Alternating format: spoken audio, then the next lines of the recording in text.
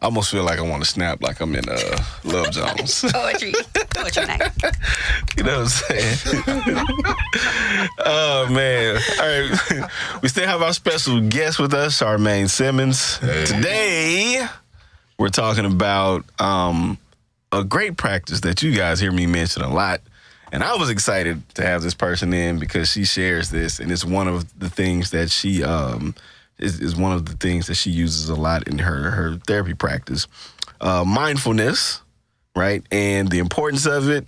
We'll also have a nice little treat for you guys at the end where we'll end with a short mindfulness session.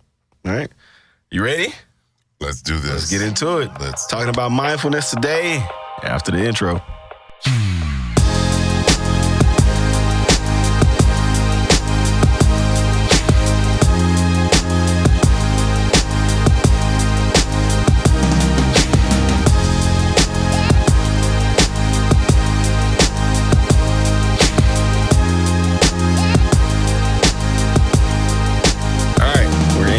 Social media, Facebook, Twitter, Instagram. This is BTC. Again, guys, keep your comments and your feedback, your stories, your topic suggestions coming in at the email, podbtc@gmail.com. Check out the website, thisisbtcpod.com. Currently, you can get all the episodes there, learn a little bit about Eric and myself. We're in the process of creating a bunch of content that'll be up in written form and video form and stuff like that. Trying to do a lot, man, to make sure you guys are trying to live your best work life, but also making sure that you're centered on you. Good life. We want to help you become a better you, Yep. so that in turn you can enjoy the benefits of promotional opportunities and doing whatever else you want to do in your work life. Living your life. All right. Today's topic, we're going to be talking about mindfulness, man. Can I ask a question? Go. Okay, you know I'm back from the other days. Yeah. We never said the word mindfulness. Nope. It's because it came out in the 70s. Is that what happened? Yeah. The term came out. Okay. It's Now, been out for centuries. We was doing some stuff in the 70s. That's not the same thing. What, the as psychedelics? we was out of our minds in the 70s. Yeah, I was on that DMT. Okay, so what y'all saying? Yeah, I was on that DMT. All right, so Shrooms. well, Right. I had met myself. I don't want to, I've met myself. Well, myself wasn't even around. Man, so, I mean. Okay, before it gets ugly, go ahead and work with this thing. Work with this thing. All right. So, yeah, tell us let's talk about just the basis of what it is. Mindfulness is. Yeah. Yeah. Nutshell, mindfulness is essentially creating an awareness of the now. Too often we're either living in the future or we're living in the past. We're regretful or we're thinking about the old days, or we're worried about the future that hasn't happened yet. And there's nothing wrong with that, essentially, is when we bypass this present moment. So mindfulness is ultimately the practice of being in the moment and taking a very objective, non-judgmental stance. I find that's the hardest part. Yeah. Being now. Yeah. Here and now. Here and now. I find that's No the judgment. hardest part, the judgment part. Yeah. The Yeah. judgment. The judgment part. Yeah. We judge ourselves so harshly in just about anything. And I mean, I've been in the middle of a meditation session and I'm just like, man, you stupid. Then it's just like, Who said that? Right. that's how Who said that? Somebody else said It's like, wait, God, okay, yeah. Yeah, those thoughts, Man, help me man. somebody. Yeah. Yeah. What's the typical response from clients when that becomes like a part of the treatment plan? Well, some gravitate towards it, some don't. So I don't push anything Correct. on anybody, but I always like to present it. So I do a lot of education in my sessions so that that I want you to feel, I want it to resonate with you. So it doesn't resonate with everybody, but for the ones that I do actually practice it with, we use it throughout our time together. So we might spend a couple sessions actually practicing mindfulness and talking about, how it works. Yeah. I usually give homework, and then you come back and you tell me how your practice is, and then we use that as a tool throughout, sessions, because mindfulness isn't necessarily like you're just going to feel zen all the time, It's really about being aware of what you're feeling. Right. And again, not judging. So if you can be mindful and be angry, you can be mindful and be happy. You can be mindful and be at peace, but it's that mindfulness that's going to bring you to peace. Right. If you're in the here and now. Yeah. With that anger or with that. Yeah. Yeah. I feel like that's a common misconception about meditation in general. For sure. Is that when I meditate, immediately my brain is supposed to be completely shut off. No thoughts, no activity, no nothing. And that's the furthest thing away from the truth for me. Absolutely. Yeah. And I think, like you said, like the education of what it is, just in a practical sense, of like just being able to sit in relative silence, focus on what's happening now, what you're feeling now. Yeah. Even the thoughts that come in your head, being able to recognize, like, hey, okay, cool, I had that thought. Okay, now back to my toes or back to my knees or whatever, right? Yeah. Like, yeah, but it's I find it just in general, just people just have that misconception. Like, well, I tried it one time. It's like it didn't work. You need more than one. Gotta practice. Yeah. How long have you been practicing mindfulness? Well, loosely, before I knew what mindfulness was, I actually got into doing yoga 2007. Which is in that same vein. Yeah, it's definitely in that same vein, because it's all about being aware and not judging yourself. Yoga is not a competition, so it's about, you just being very accepting of what your body can do and what it can't do, and being okay with that. So I was trained in, after my graduate program, I was trained in what is called DBT, as dialectical behavior therapy. Okay. And that's basically, long story short, it's a therapy that uses mindfulness, validation, and understanding the dialectics of life. So validation, dialectics are understanding the truths. So a lot of times we'll say, yeah, I know that I'm stressed out, but I got to go to work and make this money. When you use that word but, you're discrediting the first Everything truth. that came before that. Yeah. So it's like, it's invalidating to use that word. Right. It's like, yeah, I'm stressed out and I have to work. So DBT teaches us to look for the dialectics in life and learn to validate ourselves so that we can, embrace, our vulnerabilities. I've never heard it put like that before. I've heard something similar, but never. But the way you just explained it, it resonated deeper just now.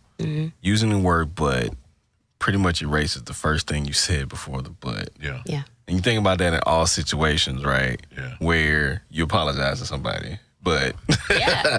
You ain't sorry. right? You know what I'm saying? I mean, I'm sorry I did this, but It's like, well, dang, that is true. Yeah. Well, even on the good side of stuff, maybe you've been blessed with a talent, a skill. Yeah. Man, I'm really good at this. And, we all got insecurities. Yeah. But, I'm good at this. God gave me a gift. I can do this. I can speak. I can sing. I can write. I can protect the world. Right. But, I really wish. And it kind of minimizes Your butt. a fact. Yeah. A fact. Yeah. A real thing. Yeah. Wow. So you can have both. Yeah.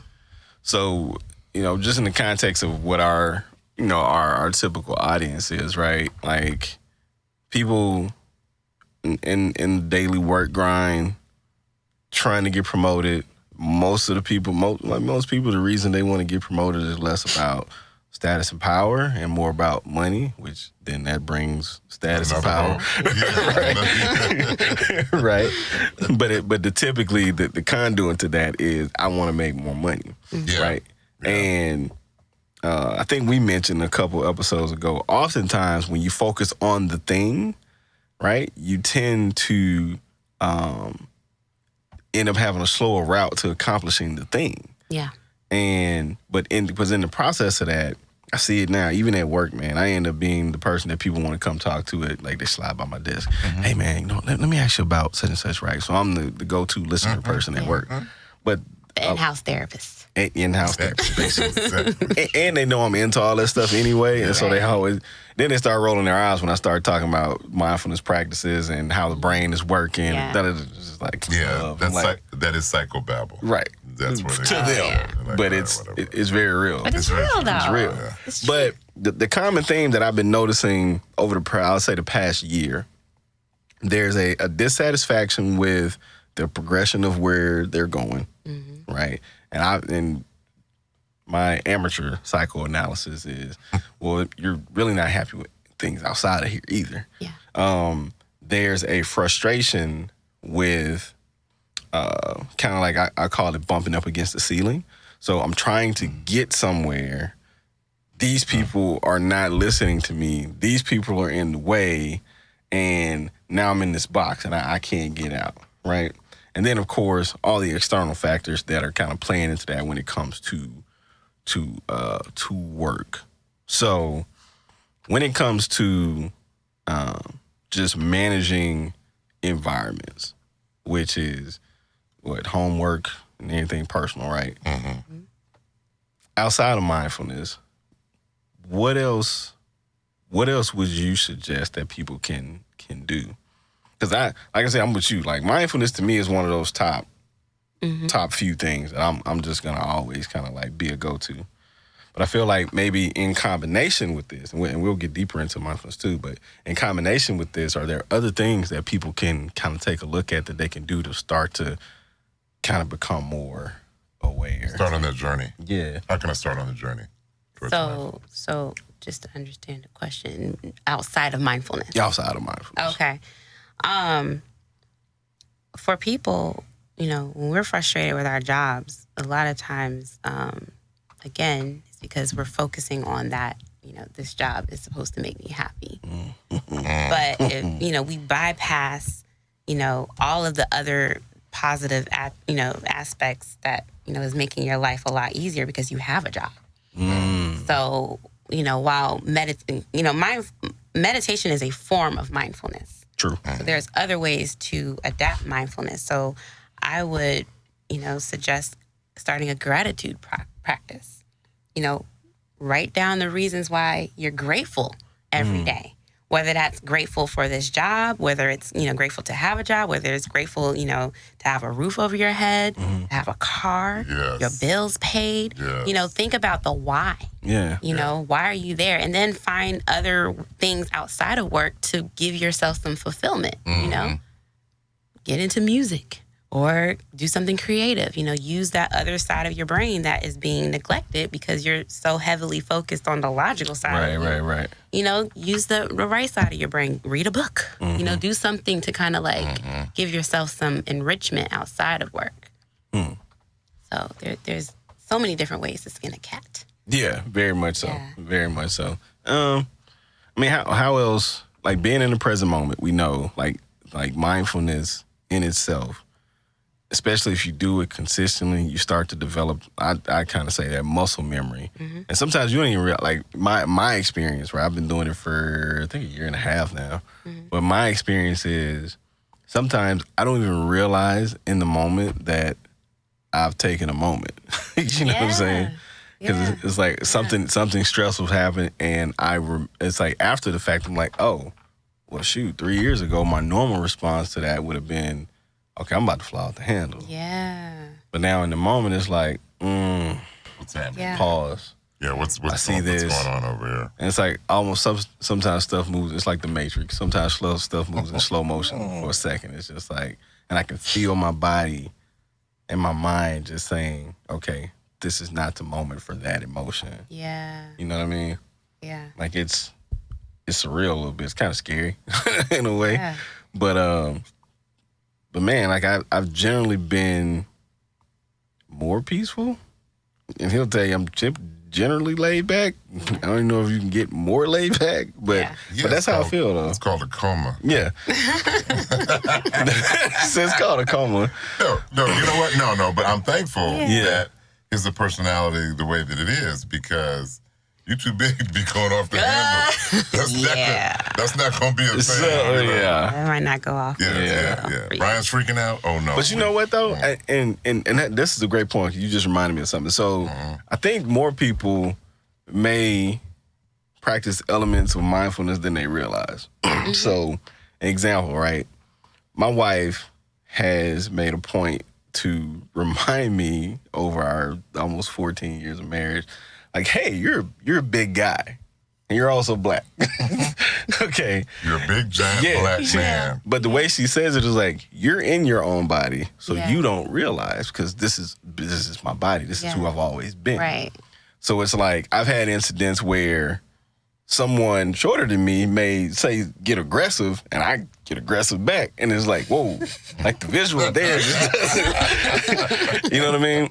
So in that way, I have to be aware in the moment, right? Yeah. Like, okay, this person is doing this. Okay, yeah, I can't escalate the situation by then also meeting them with aggressiveness because it looks even worse when I'm doing it.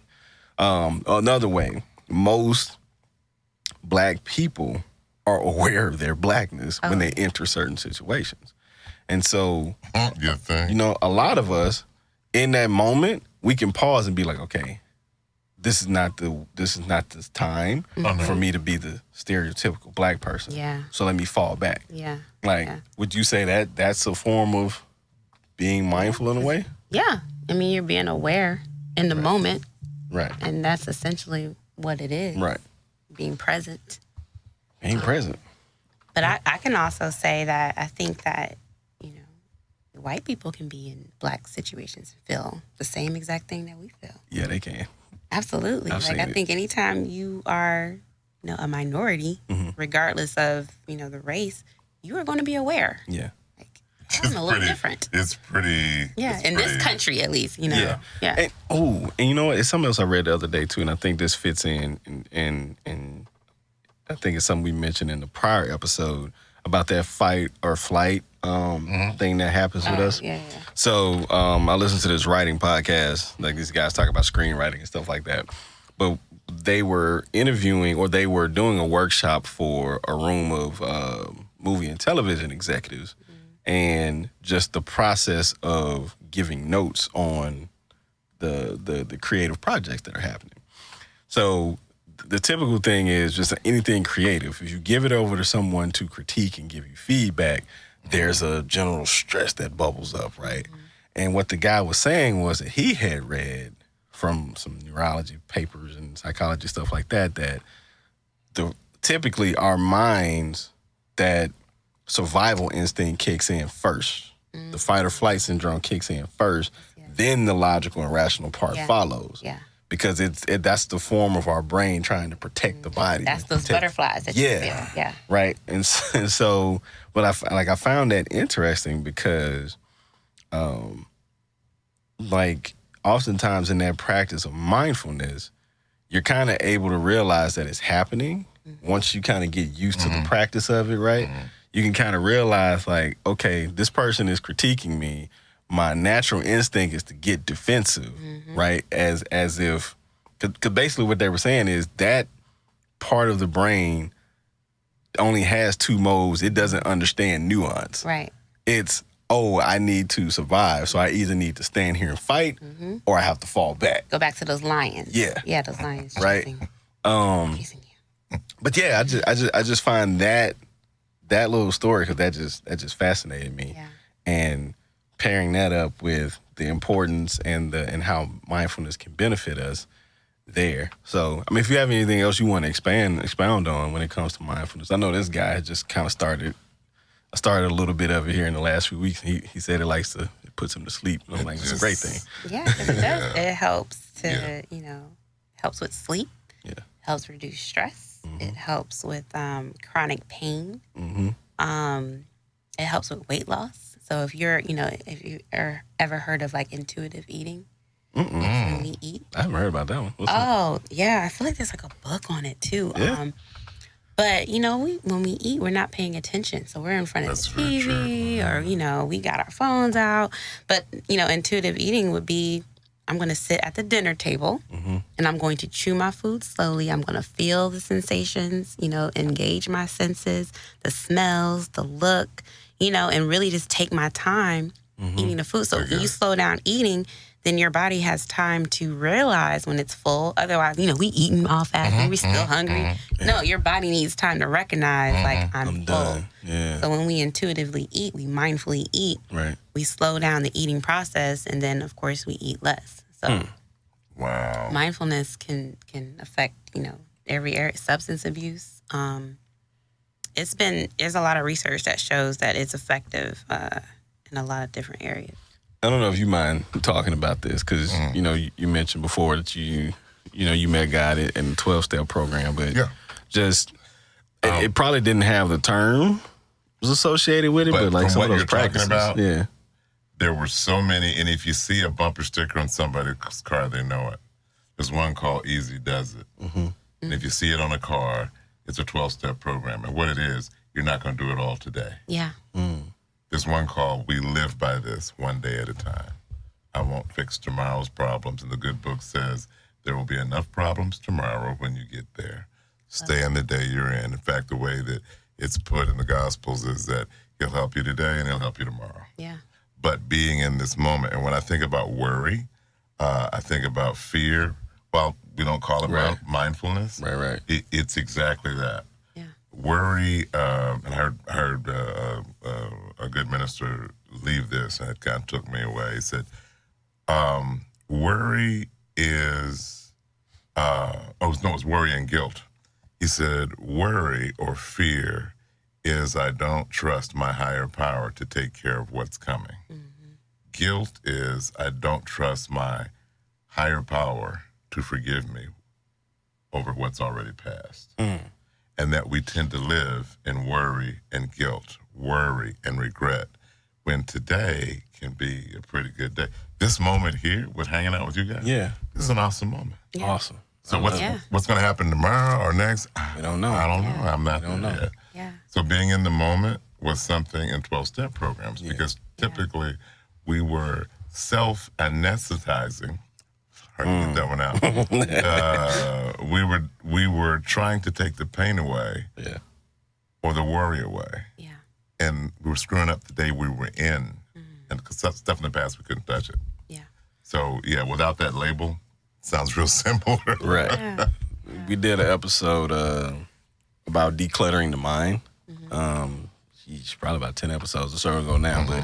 But the last, like we gave a tip, right, towards the end. And what we did was like, okay, take out a sheet of paper, fold it in thirds.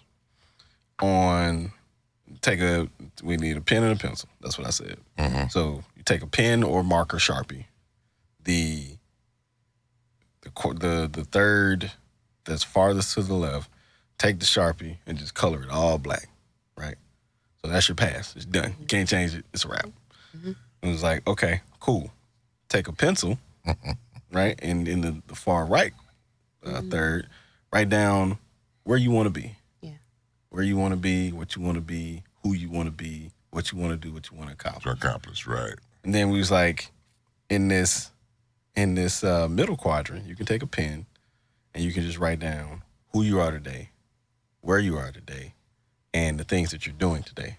And my whole point of that was like, the future is in pencil because it can always be changed. Yeah. Yeah. The past is in marker and blacked out because it's done. Gone. Yeah. Right. Yeah. And I wrote this in pen because this is who you are right now. Yeah. Right. And so you can focus on who you are today, what you are today. And then in that moment, then you have a picture of who you are. So now you can start changing to move forward for the future. Nice illustration. Yeah. When I read the article, it came to me. I was like, man, I need to do this for myself. Yeah. Yeah. The only thing that I, because I there is a purpose looking back, Okay. So I have this tattoo. I don't know if you can see it on the camera, but this is a Sankofa, which is it means in order to move forward in life, we have to look back. So these are two Sankofa birds, and they're both facing each other, but they're looking back with to get something so that I can move forward. So, in therapy, we look back to Yeah. understand. Cause and effect. Yeah, causality. Causality. But then, of course, we understand we can't change anything, but we can change our perspective about how we view the things that has happened to us that shaped us. There you go. Love it. So I would suspect in therapy we are the way that we are because of programming and yada, yada, yada. So you got to go back and address it. Yeah. Well, I want to be selfish a little bit just with Go. her. Okay. How can you help us? What is it in your practice? Because I know we talked about it in the episode that we spoke earlier, but for the people that are struggling with how can you help people? And we're in this area here in Texas, but how do you help people? What do you work on? What are the things that you can actually help me and my friends and somebody that we know and love that should be listening? Like, how can I personally help them? Yes. How does your practice help us? I know what you're talking about, first of all. I'm going to get another phone call. I love you, bro. I Who love are you man. talking about? Mercy. This is my brother, man. Okay. Like what specialties I work? Yeah. What kind of things, as people are listening to us, because we're talking about, we talked one episode about mental health. We're talking about mindfulness. Yeah. What are you able to help us do? Like tips? Yeah. No, I mean, personally, yeah. If I was to come to you, what kind of things are you able to help me do? Okay. Like the process. Yes, ma'am. Okay. Well, I always say I'm not a cookie cutter therapist. Okay. So, those first initial sessions, you may find that you're doing most of the talking, because I need to know who you are, where you come from, what's your background, what your mama like, what your daddy like, who are the people you have in your life. So I'm assessing the whole time because I'm trying to see, like, what are, I know you're coming in because you're overwhelmed, but I need to know what's underneath the layers. Wow. So, I always tell people, and of course I'm teaching, I'm giving, relaxation skills, we might practice mindfulness, but essentially it is a process of self-discovery that is, you get as much out of therapy as you put in.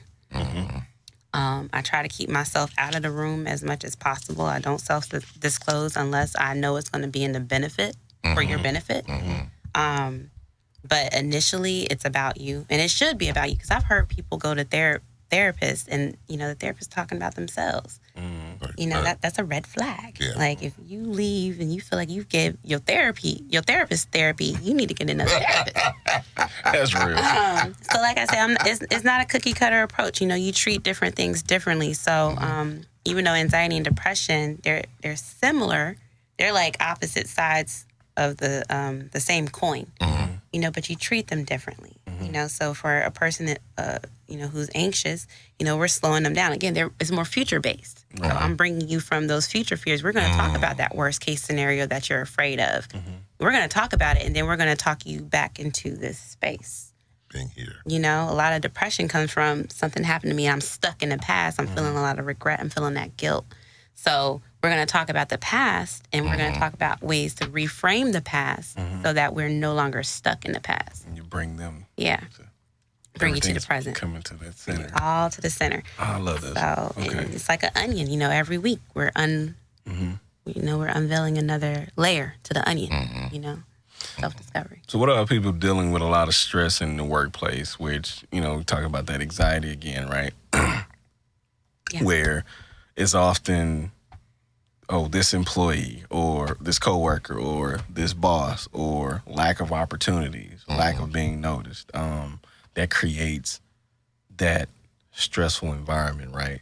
What are some tips that you can offer that may allow somebody to kind of slow down for the moment? To get through that, Yeah.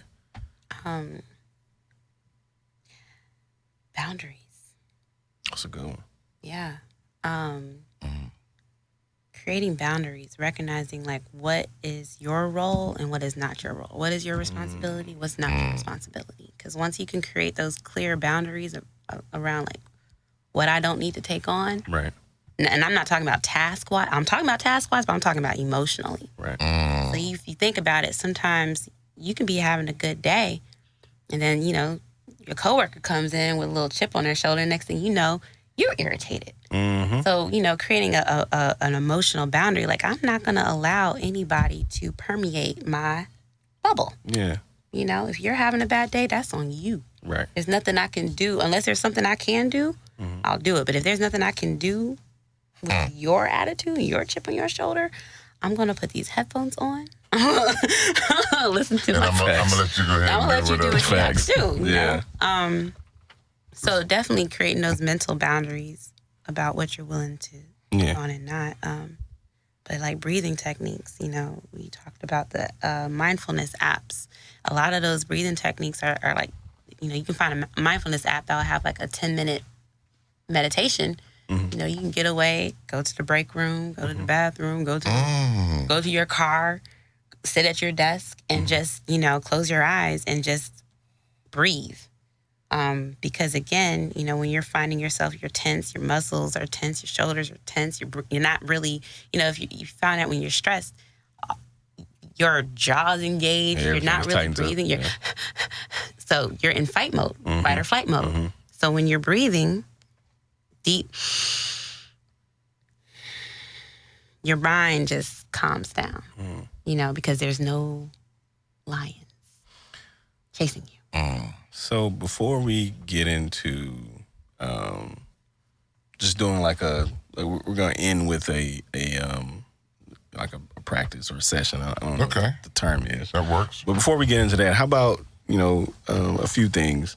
Let's talk about just a quick overview of the general practice of it, like the actual practical practice, like in the best setting, the environment, apps, things like that, right? So that people kind of understand what's involved, how they should prepare each time they want to do it, and things like that. So just in your practice or your personal practice of doing mindfulness, what you've seen work and that type of things, like what's a good environment to start, and just kind of what's involved in the process of guided mindfulness, I guess, would be, or the meditation, rather. Yeah. Well, like I said earlier, you know, meditation is a form of mindfulness. Correct. Yeah, So you can do mindfulness everywhere. You don't have to, and I get that a lot too. It's like, I don't have time to meditate. You know, I don't have time. So, you know, for those people who say that, I mentioned you drive, you take showers, you cook. So anytime that, you know, you find your mind wandering, you can bring yourself into the moment. So while driving to work, you know, pay attention to all of the red cars. You know, pay attention to the feel of the steering wheel, you know, the bumps in the road. If it's raining, you know, look at pay attention to the road too. But like just really just be aware of your surroundings. You know, listen to the music intently. You know, because a lot of times, you know, I've been guilty of that. You drive, and then, you know, you don't even know how you got from point A to point B because your mind is in a million different places. And by the grace of God, you made it there safely. But, you know, every day we've all been there. You know, in the shower, you know, a lot of times that's where, you know, a lot of our thoughts are going. But like, imagine, you know, I'm real big into self-soothing. So, you know, using your senses to get out of your head and into your body. So, you know, take into consideration the feel of the water, the smell of the soap or the shampoo that you're using. You know, if you have music playing, you know, you got candles going, you know, just imagine your stresses going down the drain. You know, that's mindfulness. So, you know, mindfulness is not just meditation. It's not just meditation. You know, it's just being aware and taking your mind out of your head and into, I'm washing dishes and I'm focusing on, you know, the getting the grout or, you know, the grease or whatever, you know, I'm focusing on that. So if we can stop overthinking the concept itself, we can realize we are doing it all the time, or we can do it. And it can become more fluid versus something that we have to add to our already busy schedules. Got it. Gotcha. All right. This was great, man. This was great. Thanks for having me. This is fun. This is great. Yeah. Look, you're definitely a friend of the show. We will be having you back on. We have some other stuff planned for some live events and stuff that we'll definitely want to bring you on for. Absolutely. Can you tell us how to reach you again, real quick? Oh, yes. I'm on Instagram, Facebook, and Twitter at Charmaine at Charmaine_LPC. That's CHARMAINE_LPC. My website is www.charmainelpc.com. I also do offer in-person therapy, but I also offer video sessions for people who are in the state of Texas. So you can be in Austin, Dallas, Lubbock, Gotcha. Amarillo, Corpus Christi. Corpus Christi. As long as you have internet, Yeah. All right. computer, we good. Rocking. All right. Can we do a nice little outgoing Okay. practice? So yeah, this is a really simple one. Okay. Especially, again, we always say I don't have time to do my. Right. So I'm going to invite you guys to Ready? close your eyes and settle into your chair. Feel the feet, and listeners at home can do the same thing. Right. So feel your body just kind of settle and take note of the breath that's coming in through your nostrils and notice how it releases through your nostrils. So I'm going to ask you to think of a word that serves you in this moment. And when that word comes to you, I want you to picture it in your mind. Whatever that means to you, whether that is the words themselves, whether that's an image, but really focus on that word. And when you have that word or that image, let me know. Mm-hmm. Okay. So hold on to that image. And as you hold on to that image, I'm going to coach you in your breathing. So take a deep inhale in. Fill your lungs up with as much air as you can and hold. And release. Let's try it again. Deep inhale. As much air as you can possibly fill into your lungs. Hold. And release. One last time. Breathe in. Hold. And release.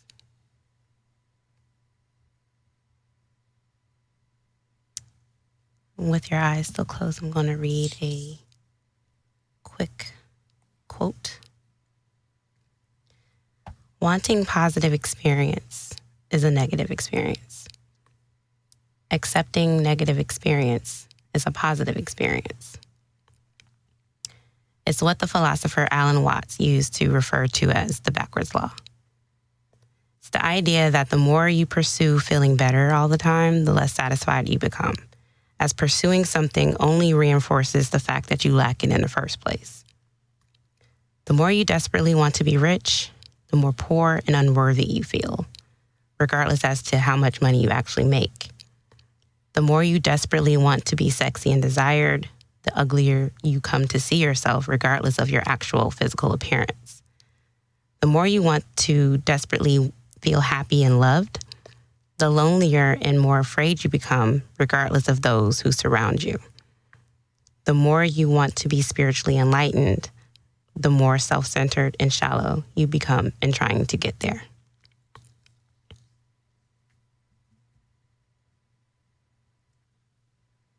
When you're ready, you can open your eyes. What was that like? Relaxing. Mm-hmm. I need that quote. I'll send it to you. Please. Yeah. I don't know who wrote it. I found it online. I was like, Oh my gosh. it's good. Well, Charmaine, we appreciate you coming. I'm very somber now. You got real cool. You know what I'm saying? Thank you for having me. No, we really appreciate it. Guys, be sure you check out her information. I'll put it in the show notes. Reach out to her. If anybody needs some help, it's always great to get help. This has been our series, our 2-part series on mental wellness. Charmaine will be back on. Keep a lookout for her. We'll invite her on to have more episodes. I'll get her on to comment on some stuff and just welcome her to the BTC family, y'all. All right. Absolutely. Thanks. Can we get a discount on some friends? Shut up, man. I don't have a discount. There you go, But I man. refer you to a low-cost counselor. You know what I'm saying? Nah, look, man, you have to pay for your service, I think people. insurance. That's Yeah. discount enough. Pay for your service. I think my friends got insurance, but Yeah. they need some help. Listen, man, we value black business. Oh, yes, indeed. Yeah. Yes, All right. indeed. This has been our episode on mindfulness. We'll catch you guys next week. Rock it.